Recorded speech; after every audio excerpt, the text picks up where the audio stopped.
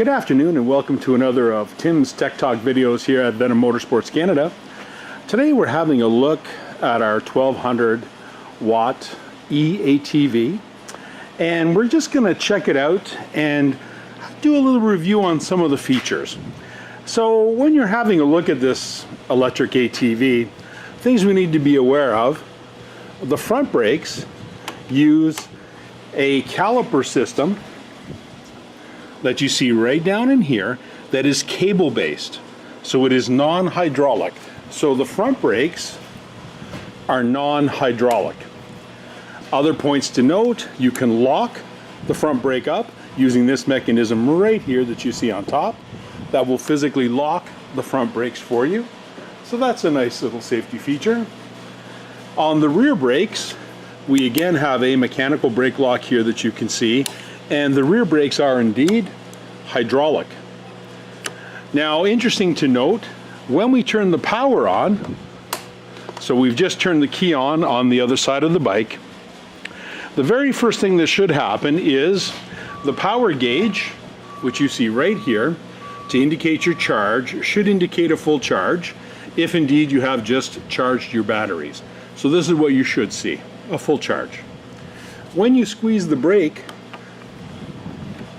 the rear brake light should indeed come on, and that is for either the front or the rear. So as you can see, the brakes function perfectly on this bike. Other features that this bike has is that it has both lights and a horn. So that's the horn, and the horn is located right down here. You can see it hidden right beneath the front grille. And then it also has headlights, and you can see those right here. So these indeed are the headlights for the bike. And when you have the headlights on, the rear running light is also on. So these are some of the features that you want to be aware of with your bike. Now, other things that I'd like to share with you is this is the master cylinder for the rear caliper. The rear caliper is a disc brake hydraulic system that you can see down here. And this hydraulic energy, the pressure is fed to both the left side and the right side into the calipers, which then squeeze the shoes, which act on the disc itself. And this is what, of course, stops you. So you have full hydraulic brakes in the rear. And again in the front, these are cable actuated. 2 shocks in the front to ensure that you're riding comfortably, and 1 rear shock.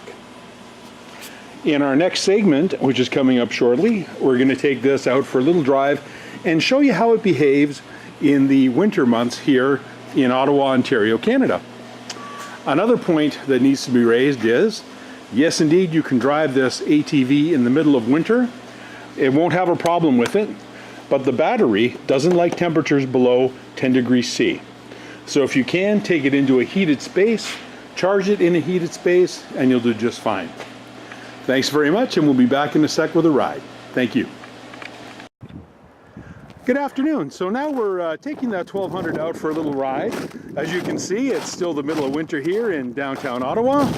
So let's just see what we can get out of this ATV, and off we go.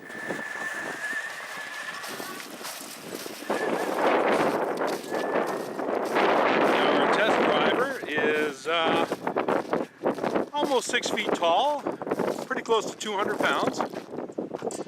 And as you can see, the electric ATV has lots of power.